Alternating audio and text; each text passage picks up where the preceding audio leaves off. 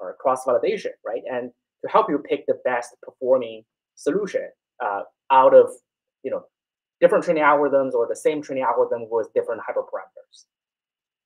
Okay, so this is like super important, and it's hard to imagine doing supervised learning, actual applications without this procedure, right? Can you imagine that? So in offline reinforcement learning, we can do the same thing, right? So in offline reinforcement learning, again, the setup is that you have an MPP, you have the real environment, you have pre-collected some trajectory data from that environment by maybe just observing its normal operations, right? For example, suppose you want to improve medical treatment of in a particular hospital, and the hospital is not going to just let you run your algorithm on patients, right? But the doctors are treating the patients each day, and they may record all of that in medical records. And you can say, okay, give me all those medical records. I'm gonna, analyze those records, run RL algorithms on them, and see what, if I can recommend maybe better treatment strategy, for the doctors. Okay.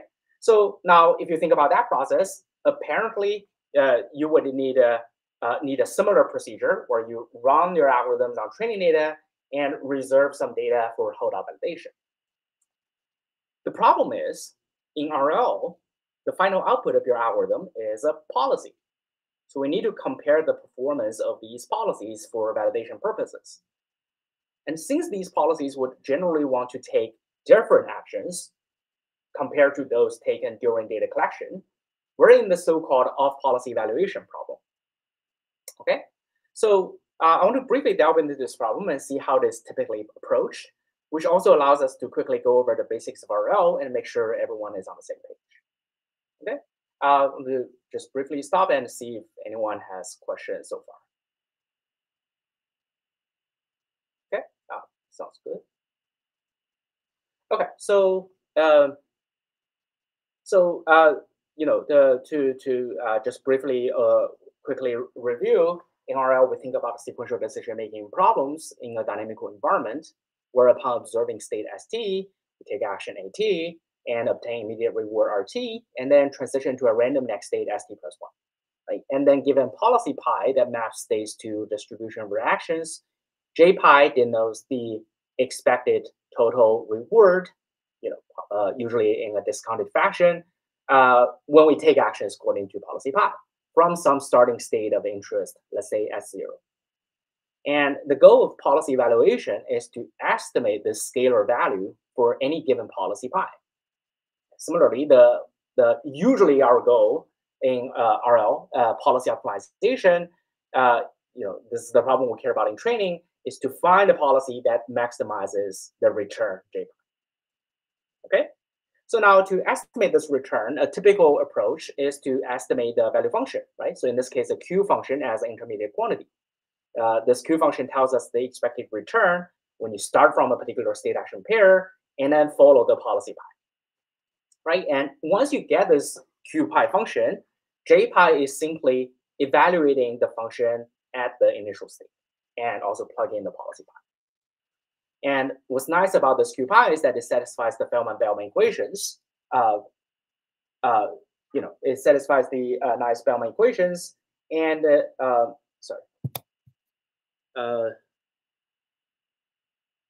right. So it satisfies the nice Bellman equations, and it can be recovered if we can enforce such equations for every state action pair. But of course, we know that's a very tabular idea, right? Enforcing the Bellman equation for every single state action pair. Now, for any realistic problem with high dimensional and large state spaces, that's just impossible. So we need to do something different. Okay, so what we do instead is that we can you can imagine that when we have enormous number of states, they form this large MDP. But what we can do is that we can write down the function f parameterized by theta, and such that the hope is that we're going to find the parameter value of theta such that f theta is a good approximation of Q pi, right? And to achieve this, the fitted Q evaluation or FQE algorithm, what it does is that it solves a sequence of least square regression problems iteratively, where the regression targets, here fk minus 1, depend on the learned predictor from the last iteration, right? And the expectation here is over whatever data we have in the form of transition tuples, which are often extracted from trajectory data.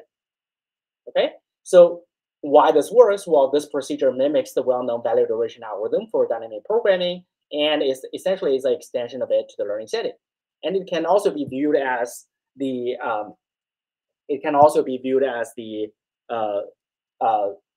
the batch or prototypical version of popular algorithms such as temporal difference learning, right? I'm sure like you have seen like TD algorithms in the class. If in fact, if you take this algorithm and implement it with stochastic gradient descent, and update your target, this fk minus 1, you can just view it as the target network. Pretty much you just get like TD with a neural network. Okay, so now almost for the same algorithm, if we change the action selection from choosing action according to pi to choosing a greedy action that maximizes over a prime, then we get the we recover the fitted Q iteration algorithm, or FQI, which approximates the optimal Q function Q star, and thus induces a near optimal policy if training is successful, right? Again, like this is like the batch version of Q learning, or DQN, if you like to call it that, right? So take this algorithm, you can implement it with stochastic gradient descent, you get DQN pretty much. Okay, so for the purpose of this talk, you can think of, okay, we first run FQI to train a good policy, right? Like in fact, what you learn is F hat, like approximation of Q star. Then you take greedy policy of that, you get a policy pi. Then what you do is that you plug that into the FQE procedure, like essentially a batch version of TD algorithm to do policy evaluation. And hopefully that tells you how good this policy is, right? And maybe you have multiple training instances, or for the same training instance, you get multiple checkpoints. And what you want is that you want to evaluate all of those, policies and pick the one that is the best, or maybe a very good one among all the candidate policies. Okay, is the formulation clear at this point? Okay.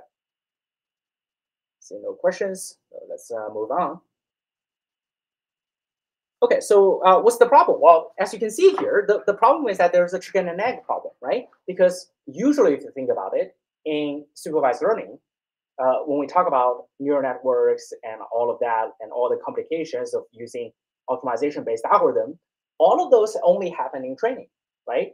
And during holdout validations, things are extremely simple. You just have your training solution and look at their validation errors. That procedure is optimization free. It's fully closed form. Importantly, there's no hyperparameter choices there, right? So that the holdout validation procedure is, really like objective. Like you can't really influence the holdout validation procedure to bias the answer to something that looks favorable to you. Now, instead, here in RL, if we follow this particular framework over here, the holdout validation requires running a learning algorithm whose structure is almost identical to your training algorithm. And the problem with that is that then your validation process will also have tons of hyperparameters, like how do you choose the neural network architecture? What's your learning rate? How long do you run? And so on and so forth.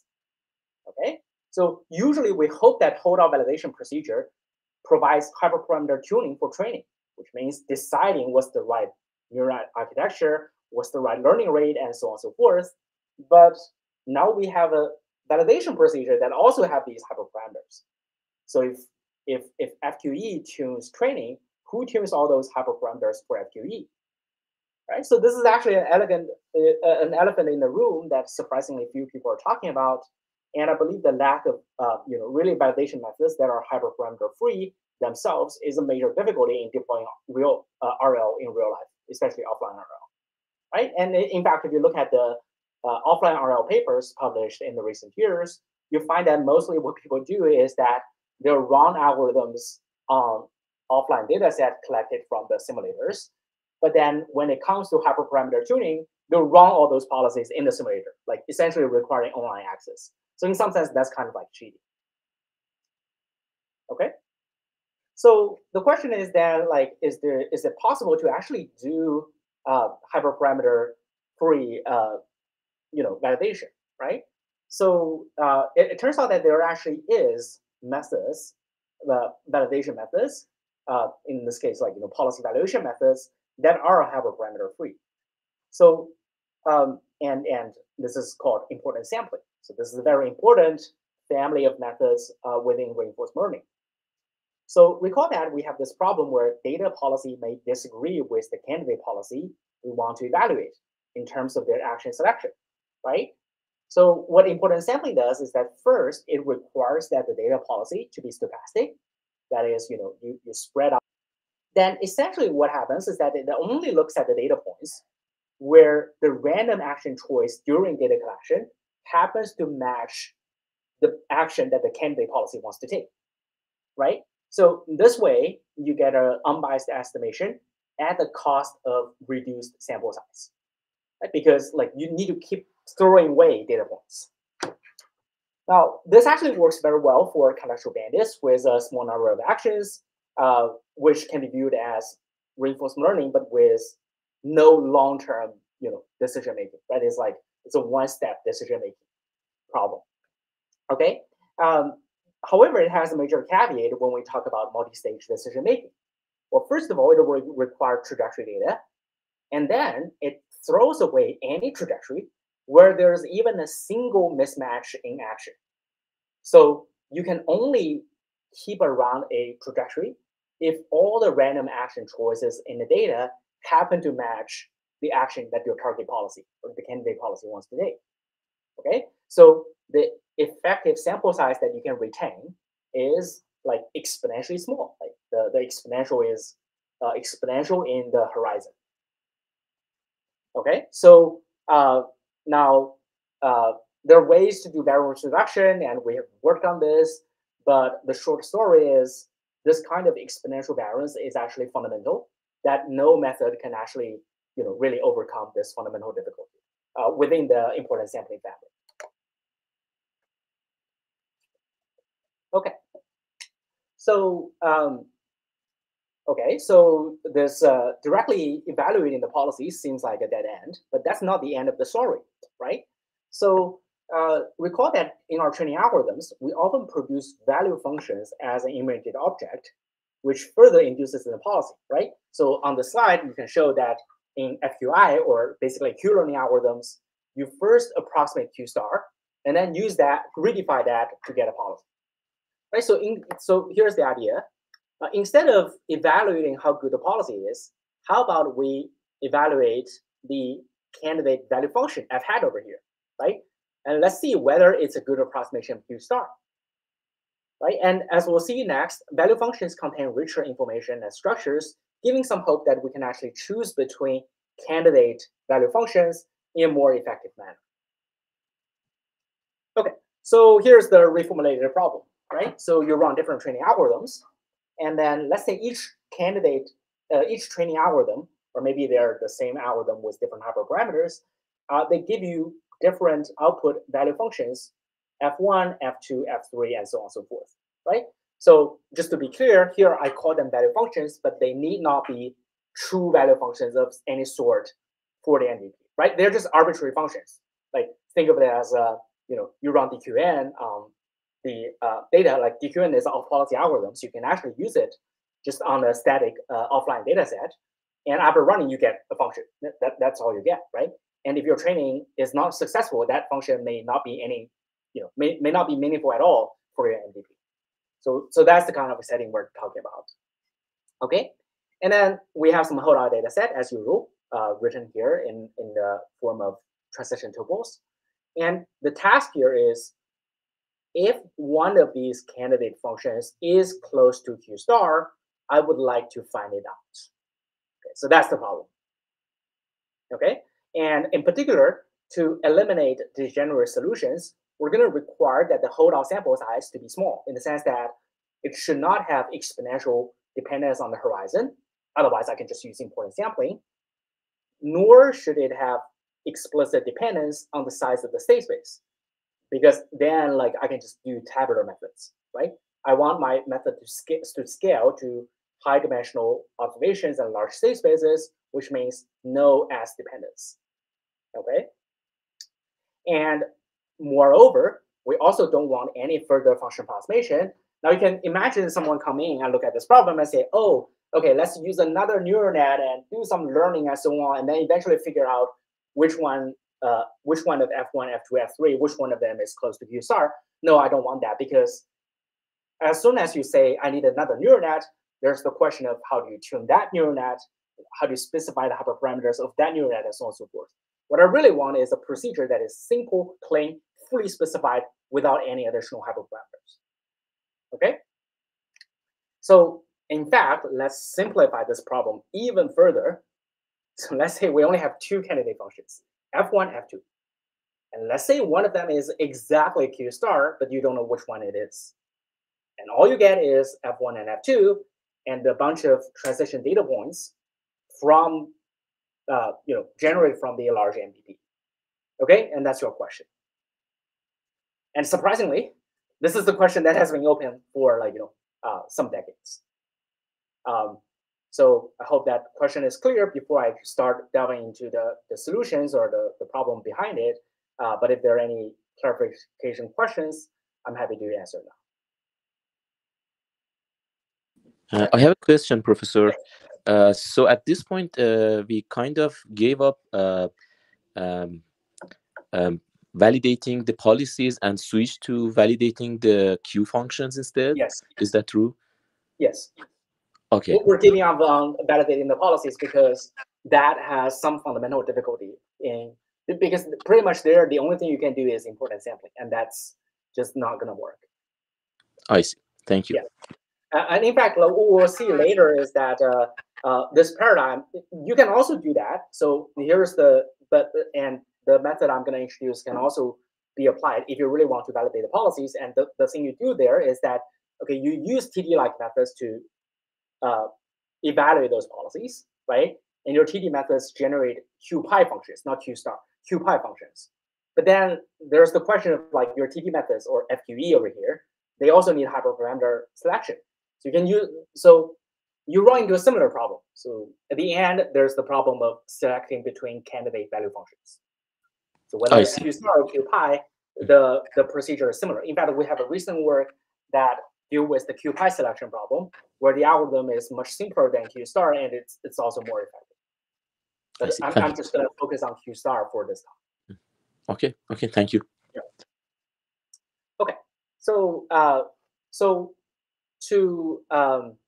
so it turns out that people have actually pondered upon very related question since at least 30 years ago. And in this 1990-ish paper, John Baird, he didn't think about total validation, right? So offline RL is not even a thing at that point. But instead, you look at this problem through the lens of training, right? And we'll see this training perspective will be very crucial to the resolution of our problem. And also it will connect to the some of the very core algorithmic challenges in modern day deep RL, which hopefully resonates better with you if most of you have been thinking about RL training dynamics and so on. Okay, so Baird's question was very simple. Can we design a loss function L that you can estimate from data such that value function learning can be simply written as minimizing this loss function, right? There's a loss function for every candidate function F. It can be estimated from data, minimizing it, and let's say hopefully Q star is the minimizer of this loss function. Okay, so that's what we hope. Now, in fact, if you think about it, if we get a positive answer to this question, it will immediately solve our model selection or code validation problem, since we can just let the function space F here to be the candidate functions, right? We compute a score, a loss for each function, and pick the one that is minimum. It's that simple. And of course, as you can imagine, the fact that we don't have a good solution to value function selection means that we won't have a good answer to this question for training. Okay. Now, for those who who are not really if you're not really thinking deeply about the fundamental difference between supervised learning and reinforcement learning, your first reaction could be like, wait a second, isn't current our algorithms doing this? After all, this familiar paradigm is how most of the standard machine learning works, right? Especially in supervised learning. That overall, you just have an optimization problem with a loss, estimate from data, and just minimize the hell out of it. Okay, so it turns out that most of our algorithm that we're familiar with, especially in the TD family, right? TD, Q-learning, SARSA, and all of that, anything that depends on dynamic programming does not work like that. Okay, so for example, if you look at FQI, these algorithms solve a sequence of regression problem iteratively. So it's optimization only at a lower level, but iterative at a higher level. Because all of these algorithms is mimicking something like value iteration at higher level. It only deploys optimization inside, right? So it's not a single optimization objective throughout the entire training process, and you just minimize that, right? And and in fact, this is one of my pet peeves when I read deep-RL papers. And oftentimes you see deep-RL papers where people just write this TD error square and say, oh, this is the loss for deeprl, while they're lying, because the second term, the future value term, you are supposed to do stop grad on that, right? You don't pass gradient over that, and every time you update your f data, you replace the target with the new f data. So we don't have a single consistent static optimization objective in these RL algorithms.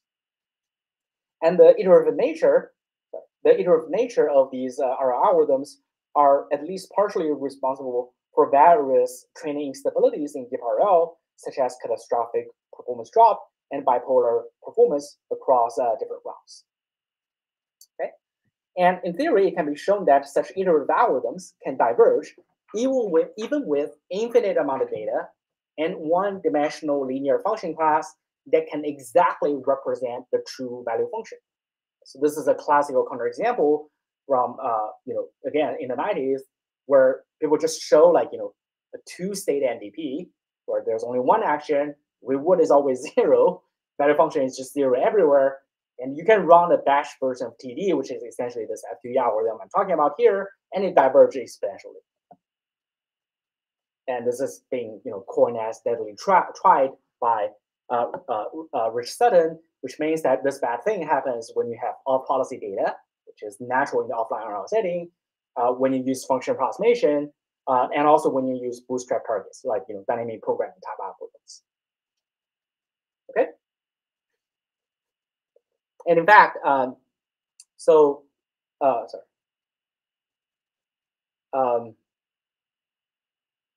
now, to avoid such pathology, theoretical analysis in RL often introduces the so-called Bellman completeness assumption that says the function space is closed under the Bellman operator. That is, in general, whenever you look at the function in your function class, you do a Bellman update. Generally, it should take you out of the function space in general, but it says that let's just make an assumption out of nothing that says that target function can still be well approximated in this function class. So if you have this assumption, a lot of the analysis goes through nicely, and this assumption makes some sense for training when you have a rich and continuous and expressive function class. But this is completely nonsense when we're talking about, code-out validation, where the function class is merely just the set of a small number of discrete, a discrete set of small number of functions. Okay. Now, long story short, replacing the iterative algorithms with a single optimization is kind of a dream in RL. So why is that so hard, right? Like, hasn't anyone actually tried that, right? Like, makes you wonder. So the answer is that yes, and people did try that, and this is what John Baer did in 1995. His reasoning is the following, right? So we know that Q star satisfies the Bellman equation. So F equals Q star is equivalent to F equals TF, where T is the Bellman optimality operator, right? So how about we just turn this equation into a loss function, right? We measure the violation of the Bellman equation by looking at the difference between two sides of the equation, Now, that's still a function. It's not a loss. A loss is a number, right? So to turn that into a number, let's say we square the Bellman error. So here, Bellman error is a function of state action pair. Then we take expectation over the data set. Okay, wonderful. This is perfect. Like, if you can actually just minimize this, it'll be great. Problem is, this quantity cannot be estimated from data when you have a stochastic environment. So in fact, if you expand this definition, what you see is that you get the Bellman optimality operator there, right? But the Bellman optimality operator is a conditional expectation. And now we have that inside the square, right? So that's a big problem because the easiest way that you can think of trying to estimate this quantity is to say, let's just ignore the conditional expectation, right? Then you end up with this, what we usually refer to informally as one sample estimator. And this actually looks like the loss you use in TD and Q-learning, right? But except that, except that here, the current value FSA and the future value FS prime A prime, they're on equal footing. You no longer have that asymmetry of doing stop gradient on the second term and so on and so forth. Okay, so unfortunately, this naive estimation is a biased estimator. It can be shown that you have an extra term that corresponds to the variance of the future value with respect to random state transitions. So if you want to debias it, either it requires a simulator, which is not available in offline RL, or you need an additional function class, again, that creates a chicken and egg problem that we don't want to run into. Okay. So having seen the difficulty of this problem from the lens of training, now let me tell you how we actually solve it. So, and again, to remind everyone, the problem is very, very simple. We have two candidate functions. It could be more, but let's stay for two for now. And let's say one of them is exactly Q star, and we want to select between them. Like if one is Q star, the other is very bad, far away from Q star, we want to make sure that we select Q star, right? So, and the heart of it is like you want to design some kind of like algorithm that scores each function such that Q star always has nearly zero loss, or anything that has nearly zero loss, you can say that it's reasonably close to Q star. So that's kind of the goal. Okay, so to understand our solution, we'll need an old result for training by Jeff Gordon in 1995. So recall that iterative RL algorithms generally diverge even with a realizable linear class. So here, realizable means that you can exactly represent the function you want to learn eventually, which is Q star. So this is called realizability, right?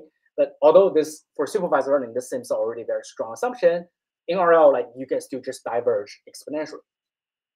Now, if linear functions doesn't work, maybe something simpler can actually work, right? So it turns out that actually, yes, if you have, instead of linear, well, it's actually a special case of linear, which means if you have piecewise constant function class and use them in training, and let's say you use them in Federico iteration, Federico evaluation, then it's guaranteed to converge. Okay, so essentially so there are two views of it. Using piecewise constant function class, which means that the function you output, this function class will divide your state action space into these different regions, and whatever function you output, they must stay constant within each region or group or cell. Think about it that way. Okay, so one of the reasons, or intuitions for why this is stable, is that you can think of it as almost like doing some kind of state abstraction. You're saying, oh, all these states that I group together, I'm just viewing it as like the same state, or in some technical term, we call it the abstract state. And roughly speaking, essentially, I'm operating in a smaller MDP where the number of states is the number of groups that I created over here. And whenever you run algorithms, implicitly, you're operating in that smaller MDP and essentially doing a tabular algorithms there. So that actually gives you stability. Okay, so which is very nice, which says that if you use such function classes in training, nothing diverge. And as long as you have realizability, which means that your piecewise constant function class can indeed represent the true Q star or Q pi, whatever you're trying to learn, you get convergence guarantee. Okay, so this is super nice. And in fact, it can also be used for our codal selection problem. There are many ways to do it, but here's one way, is to say, suppose someone give us this piecewise constant function class. In the context of codal validation, let's call it the G class. And essentially, to specify this class, essentially you tell me a partition of the state action space. Okay, there are many ways that I can just use that to select between F1 and F2. So I'll talk about it later. But one way to do it, which is not what we're doing, but conceptually you can think of it, is to say, okay, let's just run fitted Q iteration on that piecewise constant function class, right? And it should converge nicely, and it'll give you a good approximation. Or if you have to select between F1 and F2, you can just compare that output with F1 and F2. Whichever one is closer to that output is, more likely to be the true Q star.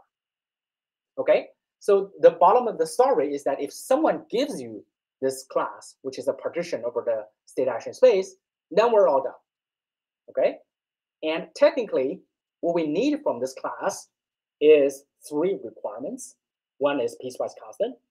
This is like the structure we need. 2 is realizability, that you can actually express Q star, using this function class. Okay, and 3 is, crucially, it needs to have a small number of partitions, because that will determine the sample complexity of learning or doing whatever estimation with this function class. Because if you don't have this condition, you can just say, oh, let's make each state its own group, right? Okay, so you can always create that, but the number of groups there will be equal to the number of states, which will be too huge. Now, having said that, this is still a chicken and egg problem, right? Because who's going to give you that, nice magical function class G that is piecewise constant, can express Q star, and yet has a small number of partitions? If we require that as user input, that will be just yet additional hyperparameters, that we need, and no one knows how to tune that. Okay, so what I'm going to talk is one of the a series of works that we did starting in 2021 that shows that in the selection problem, you can actually create this magical G class out of nothing. Okay, so that's kind of like mysterious, and I'll walk you through how we do that. But any question before we move on?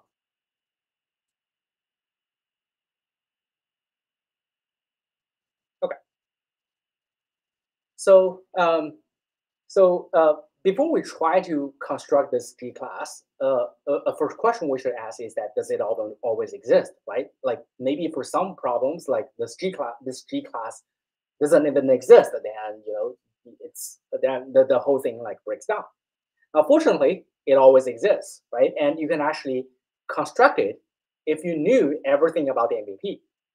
Of course, like in the actual learning problem, we don't know the MVP, but here we're just proving its existence. So we can just give ourselves like all the knowledge of this MVP, including what the true Q star function is, right? And here's how we'll do. So illustratively, I'm plotting this one-dimensional plot. In reality, the x-axis will be high-dimensional because that's the state action space. But for now, I'm just gonna draw a real line. So you have the value function. You draw Q star, right? So the first thing you do is that you first discretize your Q star, discretize it to some discrete number of possible values. So you lose a little bit here, but all the theory can handle that little bit of discretization error, so we can just ignore it. Okay, so after discretization, what you're going to do is that you're going to essentially partition the state action space according to the value of Q star, right? And most importantly, what we're going to do is that we're going to completely ignore the topology of the state action space. So here, for example, the state action space looks like a real line. So it comes with a real space topology that says, oh, if 2 states or state action pairs is close to each other, they may be similar, maybe that's our prior knowledge. Now discard all of that, okay? So for example, here, when we have different intervals on the state action space, where the Q star value after discretization takes the same value we're just gonna claim that they're the same piece. Okay, so the good thing about it is that if you do that, then the number of partitions is provably small. It's going to be order 1 over epsilon, where epsilon is the discretization error we use, right? Because if you use epsilon resolution to discretize the output value of Q star, then the output value can only take one of those, order 1 over epsilon possible values, right? And you can think of it as each state action pair will get a label, and the label is the discretized value of Q star. And any state action pair that has the same label are grouped together. Okay, and when you do this, you're completely discarding the topology or whatever prior knowledge you have over the original state action space. You're just treating the state action space as a bag of state action pairs. Like maybe it's a Euclidean space, maybe there's Euclidean distance, maybe there are other nice smoothness and so on and so forth. We're ignoring all of that. Okay, and by doing so, we get only by doing so we get a nice 1 over epsilon bound on the number of pieces we get.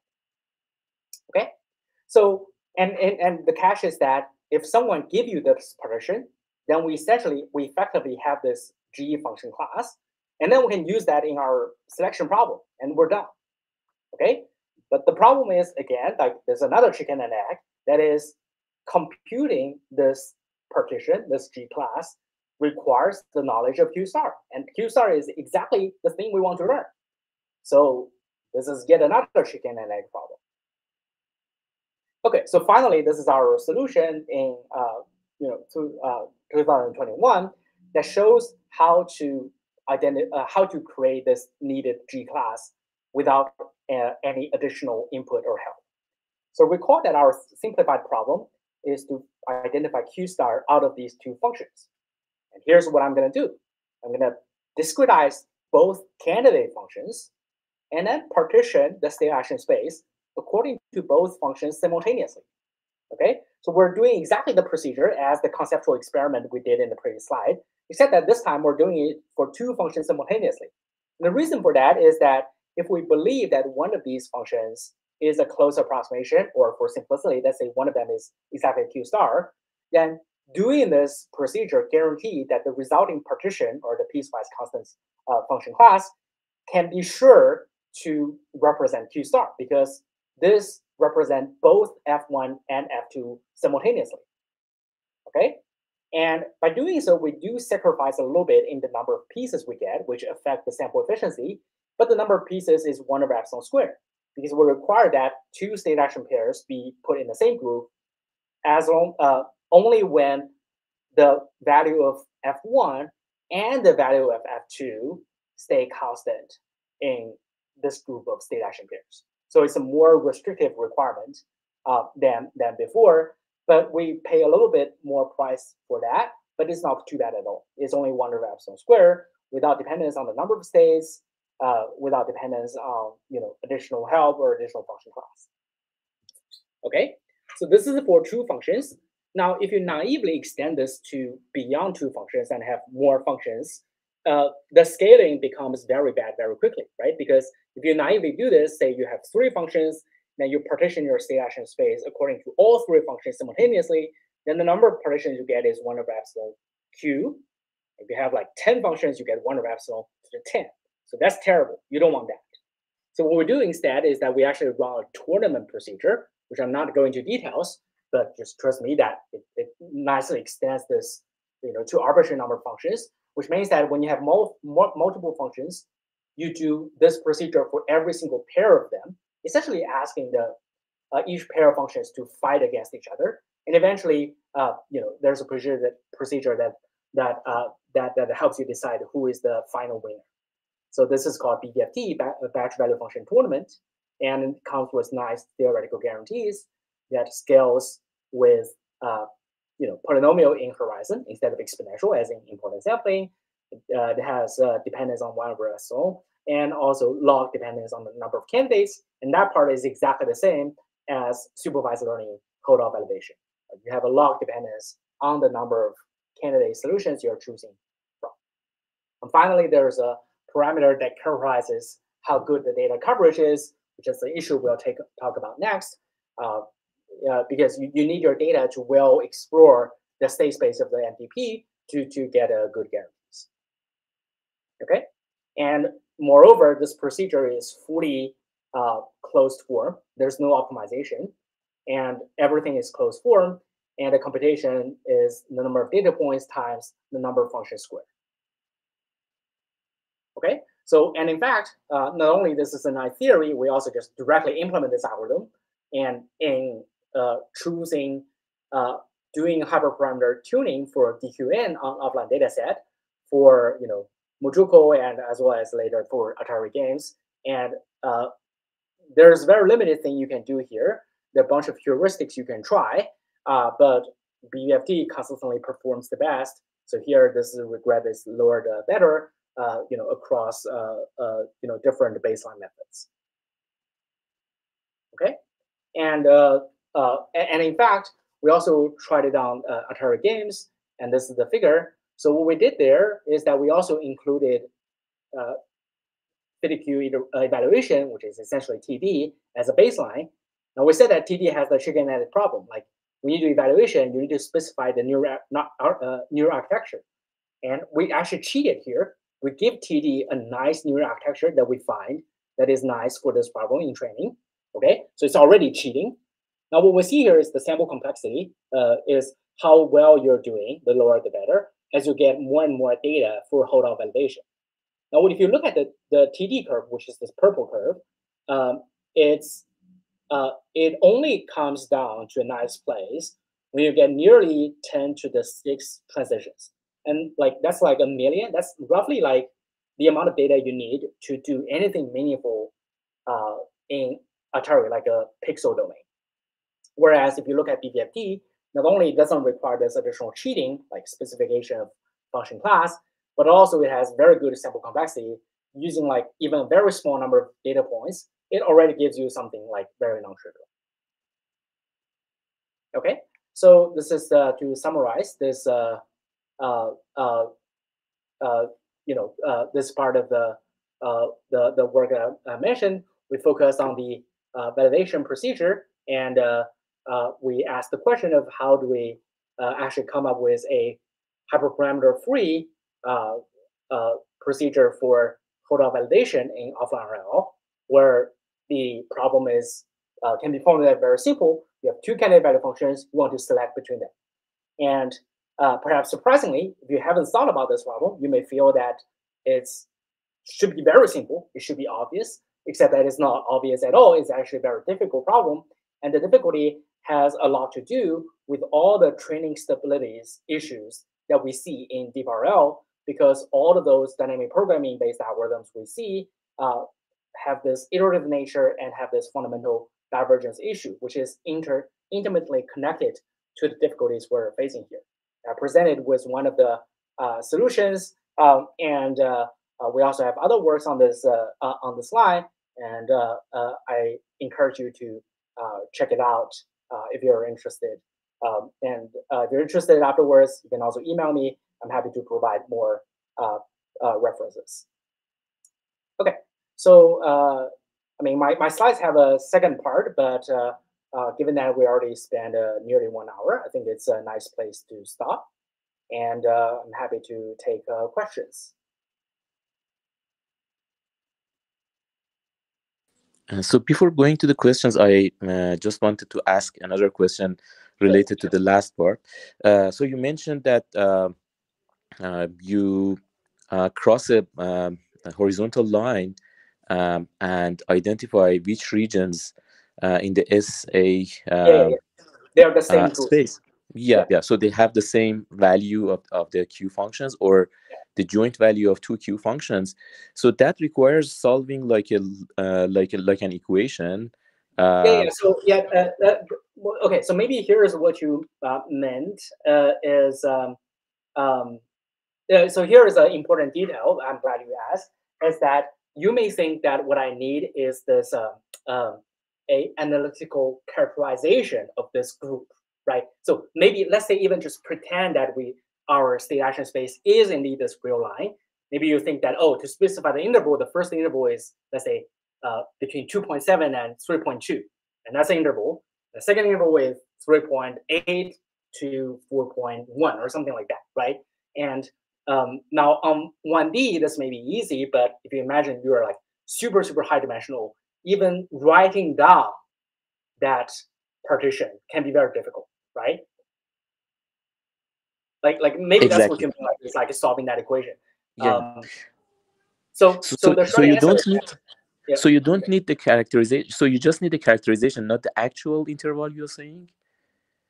So okay, so what happens is that in principle you need that, but to run the later algorithm, you actually don't need that. So what happens is that eventually, once you have this partition, what you're going to do is that you're going to apply this partition on the holdout validation set, right? So in particular, what we're using is that we're using this projected Bellman operator here. So what you do is that you do a Bellman update and then project to this piecewise function class, which can be effectively done.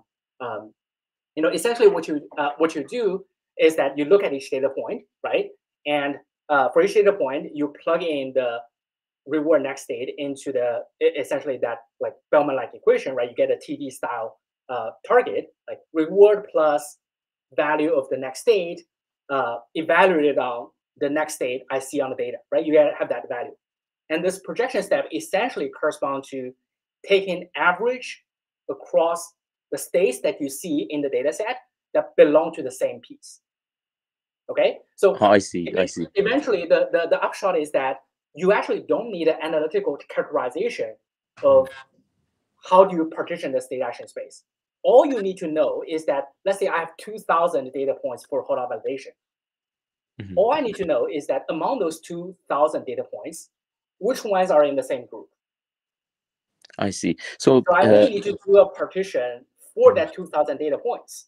So that's actually easy because whenever you see one data point as A or S prime, you see another data point as A or S prime, you look at their SA and you say, okay, if these two SAs share the same FI values, they're the same group.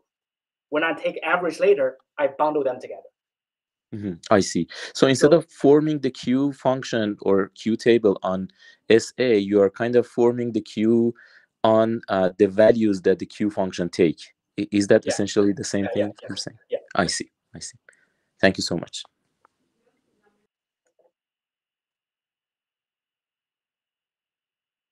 Yeah, I see there's a few questions. I'm happy to whatever order.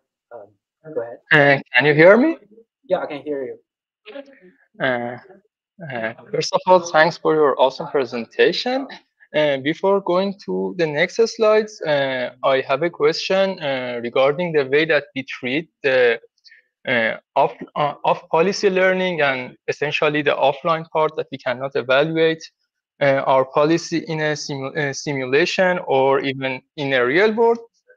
The way I think another way that we can treat this problem is treating it regressively, which is essentially what decision transformers are doing.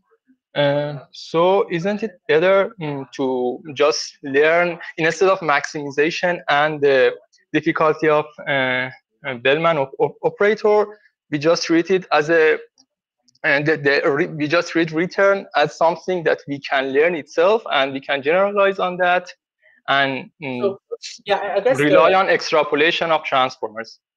Yeah. So the problem with all of that, as soon as you mentioned decision transformer, I guess my reaction is always, you're thinking about some kind of training algorithm, right? That may be generalized well, but in all the deep learning nowadays, like all these transformers and whatever architecture, favorite architecture, you need holdout validation to tune them, right? Like you very unlikely that when you get a new data set, you try your favorite algorithm with default hyperparameters, nothing is tuned.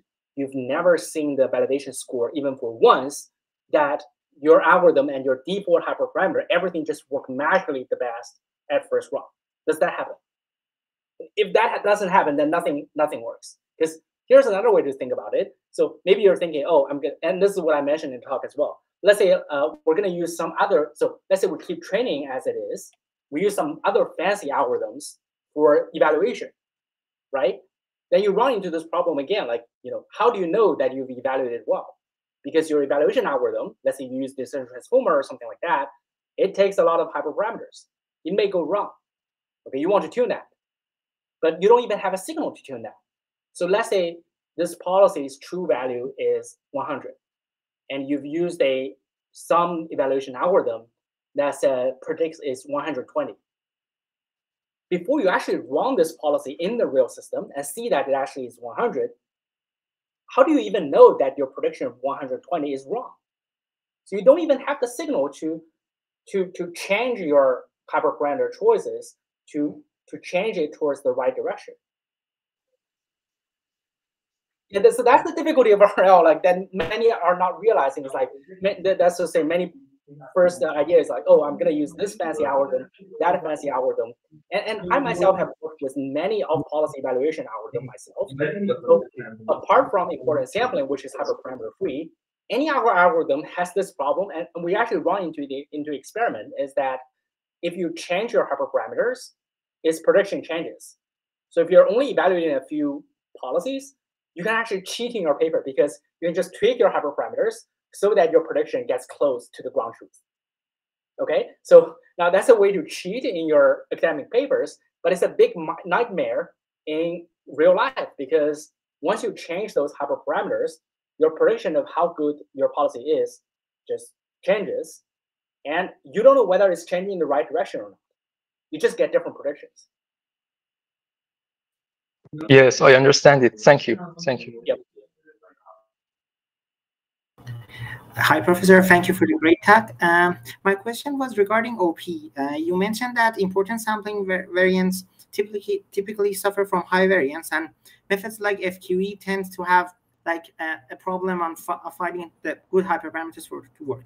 So my first question was, do you believe that model-based methods, which do not have this important sampling problem, could be possibly a good Can I answer that question first? Yes, but yes. If you have some other question afterwards, I'm happy to address them too. Thank you. Yeah. So great question. So and to just maybe to expand on the question, by model based, I assume that what you mean is that fit a dynamics model of the environment and then evaluate the policy in the dynamics model, right? Yes, exactly. Yeah. So generally, I put model-based algorithm in the same category as something like fit Q evaluation, because when you fit a model, you also need your function class. Okay, so you run into the same problem of like how do you do selection. Now, model-based has a more interesting story that I'm happy to get into, given that we have all this time. Is that so? First of all, if you think about it naively, model-based algorithm, you also need to specify model architecture, right? So generally you run into the same problem as FQE. Now, and in fact, there's some interesting, knowledge. I don't know if if this course touches on that. Is that if you look at, for example, in the tabular setting, also in the state abstraction setting, like using piecewise function class, actually model-free algorithms and model-based algorithms are equivalent. So when you run something like TD, like FITQ, to convergence on a fixed data set is equivalent to first building a model, either using tabular representation or using state abstractions, and then just compute the value of the policy in that model. So model-based and model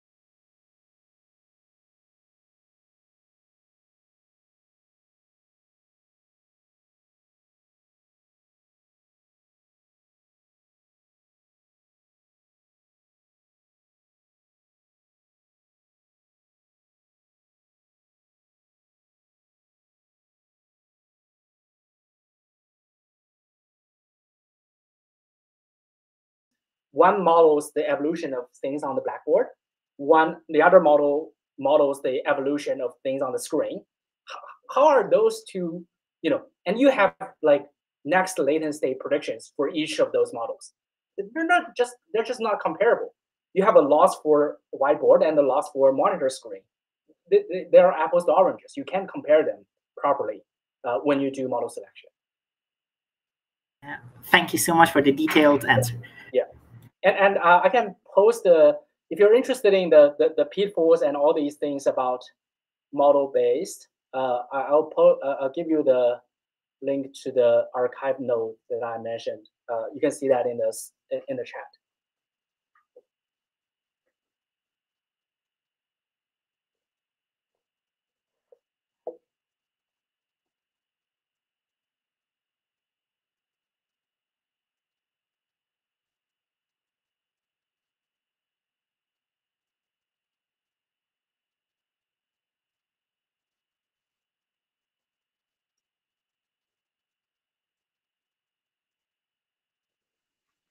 Please raise your hand.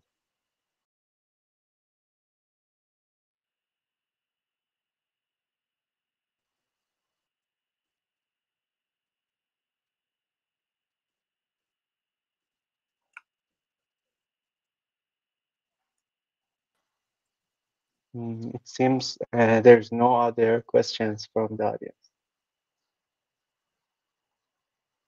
Yep.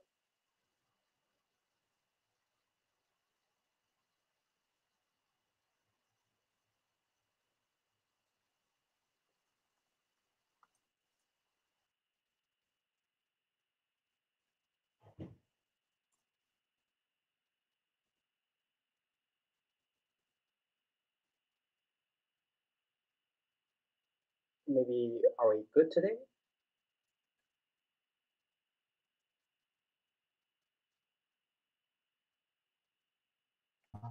Okay, Professor. I think there's no questions from the audience. And thank you for your presentation and your time.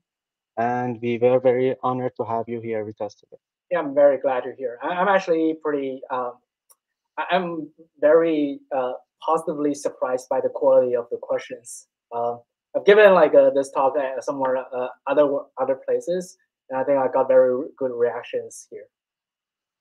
Thank you, Professor. Thank you for sharing your time with us. Yep, and thank you for having me. Yep. Okay, have a good rest of the day. Yep, you too. Bye-bye.